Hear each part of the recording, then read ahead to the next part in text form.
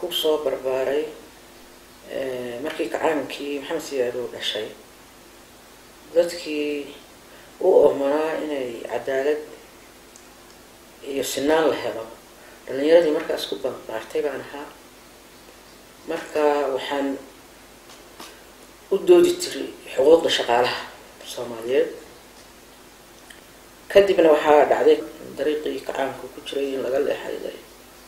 markaas ay noqotay in maxaan ahaa aan ka soo horjeesano waxaanu ahayn marka dadkii ugu horeeyay oo siyaasiyiin ah oo marka halka tigay marka laga reebo qayb yar oo qabiil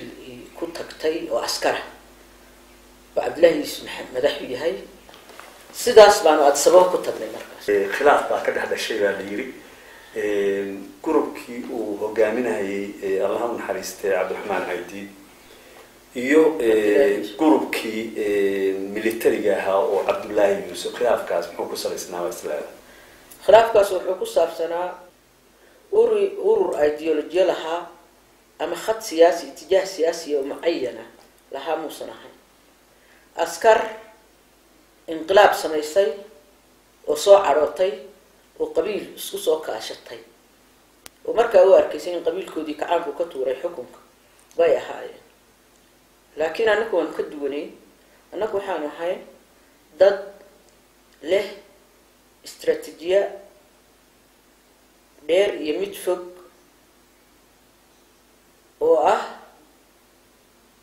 oo aan ahayn yani qabiilna isku kaashaday ma ahayn jabhadeedu waxay ahayd dad ideolojiya isku kaashaday mabda isku kaashaday waxaana la oran jiray bidixda hadii aan si yar kugu soo fududeeyo nasiib darro waxaan u nimi askar xukun doona oo qabyaalad xaqana qabyaalad kaga yimi hada sabab markay yimaadeen ururkoodu inuu qabyaalad ku dhisan yahay halkaas baa waxaa noqday khilaaf inta khilaaf ku dhicin dawladihii caawinayay haday noqoto Liibiya iyo haday noqoto Yemen iyo haday noqoto Itoobiya Mengistu waxay dooneen inaan isku darsano oo ururkan iyagu u arkeen in urur qabali oo askari yahay inay dadkan kale oo muxuu ahaa broad based waxa la yiraahdo urur salbalaaran in laga dhigo bay u baahdeen marka kadib waxa dhacay waxa la isku khilaafay qaabka wadanka loo xoreynayo nimankan askar bay ahaayeen waxay u rabeen inay si fawda dhulka ku galaan ama dadka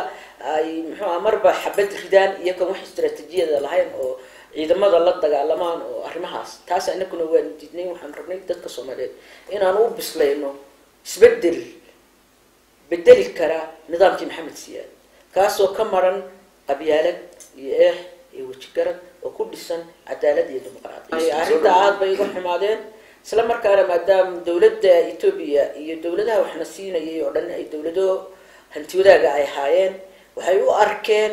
in Abdullahi wuxuu arkay ninkii bedeli lahaa inuu Cabdiraxmaan Haydi yahay marka ma suurtoobi karto nin shalay yimi oo ideology gaar ah wata iyo muxuu ahaa Soomaalinimo in villa Soomaaliya uu tago waxa dhacday marka jabhadii golaheedii dhexe inuu kala jabo khilaafkaas qabaliga awgeed laba jinaax la noqdo marka jinaaxayagii dimuqraadiga ahaa iyo jinaaxoodii aanu marka u bixinay jinaax rajciya oo imbreliyada caalamiga ku xidhan oo Nairobi laga xukumo buu ahaa odayaal Nairobi fadhiya ay xukumi jireen oo Kambrador waxan la yiraahdo gafanayaal iyo guratayaal oo fadhiya Nairobi oo awaamirta Abdullahi Yusuf siin jiray oo garashadooduna aad u gaabnayd oo uu arkayay in qabiilkoodu inay wadankii qabsadaan marka waa marka la bilaan gareynayo in Cabdiraxmaan la dilo rag garabkayagii Abdullahi isku xidhay dir dhabe Mengistu halka tagayay baa markaas Cabdiraxmaan la yidhi inuu tago ay noqotay marka anigu waan u sheegay waxaan ku yiri tagin waa lagu dilayaa waxaan dareemay maalin maalmaha kan mid ah anagoo hotel fadhina baa ninkii security-ga Abdullahi Yusuf nin Bolonyo ashkir guraac la oran jiray waa dhintay iminka oo ninka security-ga uu haya dhibaato badan ummadda Soomaaliyeed dadkii Soomaaliyeed ee jabhada soo galay u geystay maalin anigoo meel shaah ku cabayna si kaftana wuxuu igu yidhi cabdiraxmaan caydiid wuxuu nagu noqday cobra waa taqaan cobrana qoortaa laga jara hadalkii markaa hadal kulul baanu isdhaafsanay sidii baan kaga imi marka cabdiraxmaan baan u sheegaan idhi horta bilaankaagii dilkii bilaankaaga waa la sameeyey waxaa kaloo shaki geliyey baabuur bay usoo direen ay yidhahdeen baabuurkan raac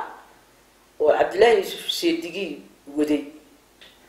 marka waan diiday waxaan ku yidhi baabuurka ma raacaysa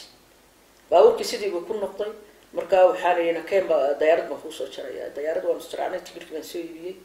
saasuu ku tegay laakiin waan diiday laakiin wuxuu igu yidhi waan tegaya adigana 3 sababood awgeed kaa welweli maayo haddaan dhinto shahiid baan noqonayaa u dardaarmay in qof kasta uu yaqaanaa ajnabi iyo soomaali baa soo dhaweyn ka helaysid adiguna inaan ogahay inaad carruurtaada ku filanta aniguna aan shahiid noqonayo 3daas markuu dir dhaba tegay sabti axad isniin salaasa arbacana waa la dilay waxaa dhacday maalintii oo dhan in la daba socday meeshuu maraba waxaa lala sugayay 2 nin oo saaxiib ahaayeen isniin waxaa u tagay nin cabdi maxamuud amiin la yidhaahdo fanaanka weyn ee caanka ah ee wadaniga ah iyo iikar maxamed xaaji xuseen oo garanaysaan uu dhalay xaaji maxamed xuseen labadaas oo aaday saaxiib ahaayeen baa markii hore dhan lala sugayo laleeyahay markii hore snmt la socday marka snmt way hubaysnayd lama dili karaynin marka waxaa la yidhi 2 nin oo kale ha loo cidiro labadaas markay yimaadaan buu raacaya oo snmt ka hadhaya tiibaa dhacday telefoon baa lasoo diray waxaa la yidhi waa inay yimaadaan iikar iyo isagaa loo sheegay waxaa la yidhi iikar iyo waa inay yimaadaan telefoon buu soo diray wuxuu yidhi iikar iyo waa inaad timaadaan shirka markay yimaadaan snmtigu ka hadha marka maalintii oo dhan bay wada socdeen iswareysanayeen arrimahan siyaasadda oo aada u kulkululaa laba mingisana uu joogayay shirka snmt iyo midnimadii labada urur baa la eegayay habeenkii oo dhan baa la daba socday maqribkii 7 maqribnimo iyagoo markaa intay soo casheeyeen 3doodii cabdiraxmaanna dhexda ku jiro labadoodina iyaga baa lasoo dabagalay waxaa soo dabagalay nin maskaraata ah baa markaa toogtay oo sharp shooter ah maxamed xabiib something gesder cabdullaahi maxay isku ahaayeen cabdullaahi waa nin reer mahada oo reer aadan mahada oo bodyguardkiisa ah oo raggii Liibiya usoo tababaro very sharp shooter oo markiiba ragga wadnuhu kala helay muxuu ahaa cabdiraxmaan weliba ku dhuftay markii dambu dhacayna dhafoorku kaga dhuftay iyo iikar xaaji maxamed xuseen cabdi maxamuud nasiib wanaag waxaa dhacday inuu isna dhacay oo xabadda ku dhacday laakiin si khafiif ay ugu dhacday dabeedna uu ka tegay wuxuu mooday raggii inay wada meyd yihiin cabdi maxamuud markaa ma dhiman uu ninkii u cararay carare cabdillaahi yuusuf iyo baabuurkii ninka qaadi lahaa meel bay ku sugayaan xabaddana waa la maqlayaa waayo waxay kusoo socdeen gurigii jabhadda oo cabdillaahi yuusufna degan yahay cabdiraxmaanna dhinac ka degan yahay ninka gobolkaas u sarreeyeyna waa kula jira sababtu ma dhici karto 4 xero dhexdood oo ciidankii degan yahay oo jabhadda degan tahay in ragga la dilo sidaasaa baabuurkii kusoo dhaqaaqay say ninkii u qaadaan xabadihii markay maqleen baabuurkii baa soo dhaqaaqay ninkii baa soo qaaday bay qaadeen marka waxay hayna soo tus raggii inaad dishay meydkii nin isbarrijo la yidhaahdo iyo cabdillaahi yuusuf seedigii oo ina cirid yaambo iyo isbarrijo 3daas ay ahaayeen 3dii markay soo dul taageen cabdi maxamuud baa kacay way naxeen marka baabuurkii bay degdeg u galeen cararay war ragga ii qaado dhagax buu qaado baabuurkii buu gadaal kaga dhuftay waxaa jabtay muraayadda dambe sidii bay ku carareen maanta wixii dhacay iyo shalay wuxuu jabhaddii ku sameeyeen waa wax xidhiidh isla cabdillaahi yuusuf waa nin uu adeega Ethiopia waxyaabihii ay cabdiraxmaan iskaga soo horjeesteenna ay ka mid ahayd inay wax ummadda Soomaaliyeed cuntaba oo aan qabiil ku salaysnayn oo cadaalada aynu sameeyno taas buu cabdiraxmaan ku dhintay wuxuu u dhintay ummadda Soomaaliyeed sidii ay xal nabadgelyo iyo dimuqraadiyad u heli lahayd halgankiisiina dadka Soomaaliyeedna ilaa hadda way wadaan waana u argudayaan aniguna waan wada laakiin dagaalka aan maanta cabdillaahi yuusuf ku wado wuxuu isku xidhayaa dagaalkii hore iyo dagaalkii dambe laga bilaabo wixii imgaati ka dhacay dhibaatada igu weyn oo maanta aan aad iyo aad uga xanuunsadaa waxa weeye inuu dhulkii Soomaaliyeed iyo dadkii Soomaaliyeed iyo ciidii Soomaaliyeed muqaddasa inuu cadawgii ummadda Soomaaliyeed soo hogaamiyo taas aniga waxay igu noqotay inaan dagaalkayga si laba jibaaro ilaa waxa maanta dhacaya in dalkii iyo dadkii iyo ummadii oo dhan la baabi'iyo halbowlayaashii dhaqaalaha la burburiyo oo cadawgayagii jiritaanka ahaa uu soo hogaamiyo ummadda mas'uuliyadda Cabdullaahi Yuusuf iyo kuwa uu wato ayaa ka mas'uula ummadda Soomaaliyeedna maanta waxaa hortaala inay arrintaas xoogooda iyo maalkooda iyo maskaxdooda isu geeyaan sidii looga saari lahaa dalka Soomaaliya ciidamada Itoobiya ee dalkeennii ku soo xadgudbay Cabdullaahi Yuusufna loo keeni lahaa maxkamad caalami ah oo wixii hore iyo wixii dambe uu geystayba looga abaalmarin lahaa